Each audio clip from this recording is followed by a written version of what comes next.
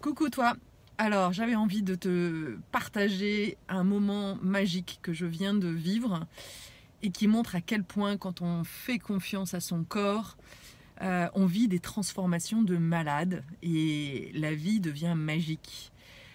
Alors je t'explique, j'étais comme pratiquement tous les jours dans la forêt, voilà, et je m'apprêtais en fait à faire une vidéo sur la transformation des hypersensibles, sur la transformation émotionnelle, quand tout d'un coup mon téléphone en fait s'est coupé parce qu'il n'y avait plus de batterie.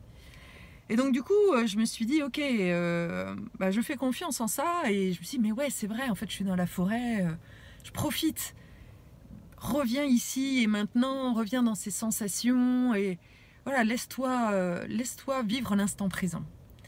Donc je me balade, je continue, et puis tout d'un coup je suis comme attirée en fait par un grand arbre.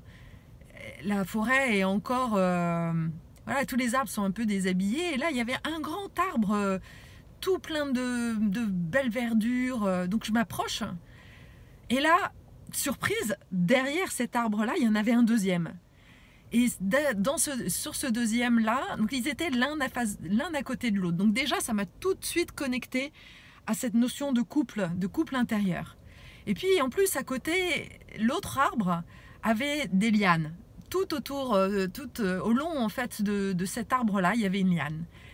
Et dans mon parcours, en fait, on m'a souvent renvoyé que j'étais comme une grande liane parce que je suis grande et fine.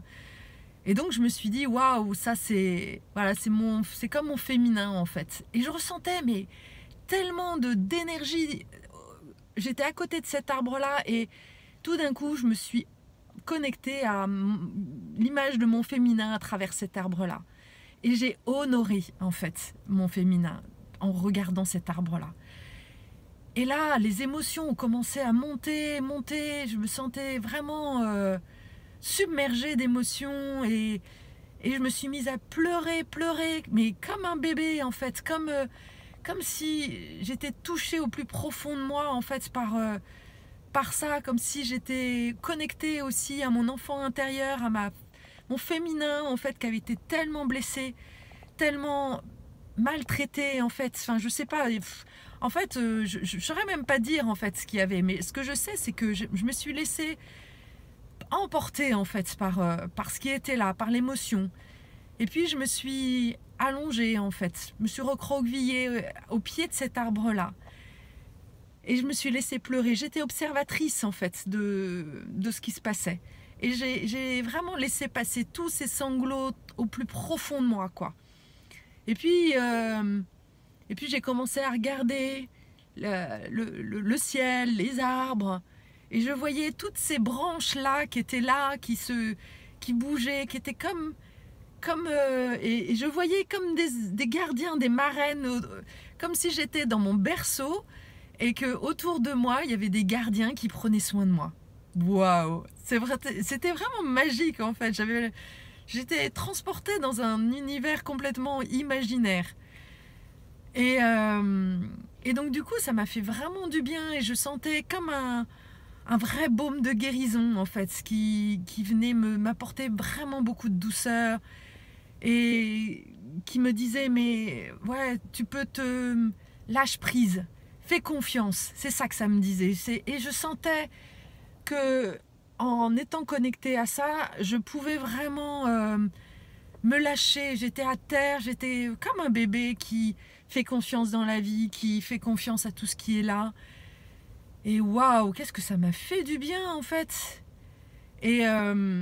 Et donc du coup après je me suis redressée, je sentais beaucoup de joie à l'intérieur de moi. Et quand j'ai repris en fait le chemin de retour, j'ai senti je sentais mes jambes. Et là j'ai comme eu une intuition, mais de fou en fait, une connexion, une intuition, ouais, que le haut de mon corps était mon féminin. Voilà, que vraiment, et puis qui était à l'image aussi de ce féminin blessé et meurtri, parce que j'ai une toute petite poitrine, et pendant très longtemps en fait ça a été un un vrai sujet chez moi. Je me sentais pas féminine parce que j'avais des tout petits seins. Et en fait, c'est juste ça, c'est juste mon féminin qui a été englouti, en fait, qui n'a pas pu rayonner parce qu'il n'a pas eu les bons... Il n'a pas été bien nourri, en fait, par un père qui était abusif, incestueux. Et mes jambes, en fait, tout d'un coup, j'ai pris conscience que pendant très longtemps, en fait, pareil, mes jambes, j'avais l'impression qu'elles étaient grosses, elles étaient moches, que j'avais des grosses cuisses, que j'ai des problèmes de circulation.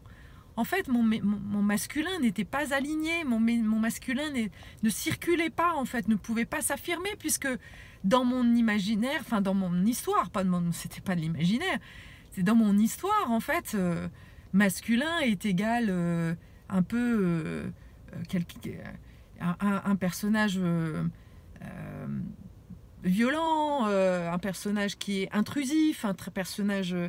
voilà, donc j'étais pas connectée à ce masculin bienveillant qui me permettait justement, qui de nouveau permettait à mon féminin de prendre sa place. Et c'est ça le chemin de la transformation émotionnelle. C'est d'aller se reconnecter avec les blessures les plus profondes.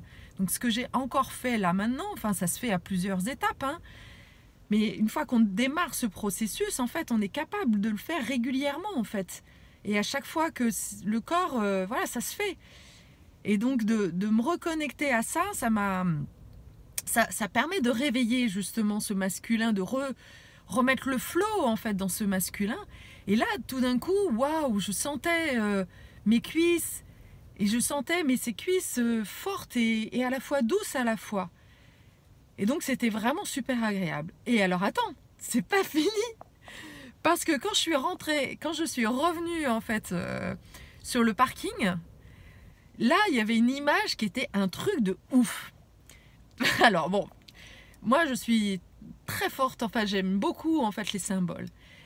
Et quand je suis rentrée, en fait il y avait ma voiture et à côté il y avait une 307 verte. Alors tu vas me dire ouais, et alors en fait, la 307 verte, c'est la voiture que j'ai achetée quand je suis arrivée en Grèce, donc en 2003.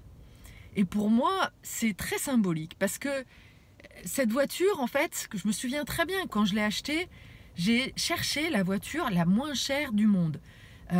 Celle qui me permettait, voilà, parce que j'avais besoin d'une voiture pour conduire mes enfants. Donc c'était une voiture très pratique, très...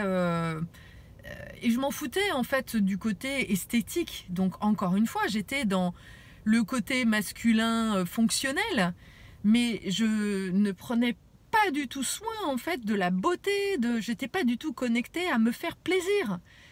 Donc j'étais encore dans ce féminin très englouti qui ne veut pas se faire, enfin qui n'accepte pas, enfin qui n'ose pas se faire plaisir. Et puis bon, mon ex-mari, c'était pas lui qui était du genre à me dire mais fais-toi plaisir, achète-toi la voiture de tes rêves, voilà.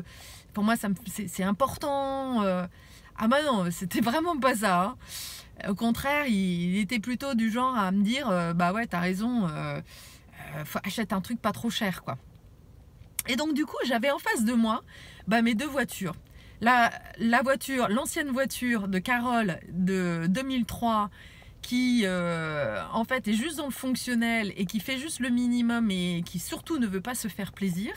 Et ma voiture actuelle, voilà, qui est là, qui est une jolie Fiat 500 X dont je suis super contente et qui est vraiment à l'image de mon féminin, qui est à la fois tout en rondeur, à la fois classe comme ça, italienne, un peu girly, et puis à la fois rouge, un peu flashy, voilà. Et puis la couleur aussi crème qui était dans la douceur.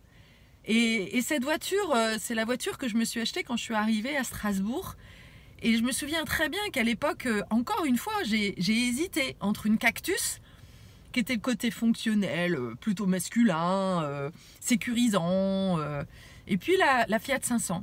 Et c'est ma fille qui m'a dit, mais maman, non, la Fiat 500, c'est plus féminin, c'est plus sympa, tu peux te faire plaisir.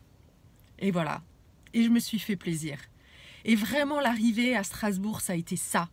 Ça a été le début de ce chemin vers mon féminin qui s'affirme, qui ose révéler toute sa beauté. Et oui, elle était plus chère, mais là aussi, c'est oser se faire plaisir et faire confiance que waouh, j'ai le droit, quoi, je mérite ça. Et donc du coup, qui m'encourage à ne pas me rogner, même pas dans mon business, d'oser, de faire du high ticket, parce que merde, je le vaux bien, quoi. Et donc c'est ça, cette transformation émotionnelle, elle t'emmène là, elle t'emmène dans la fierté de qui tu es.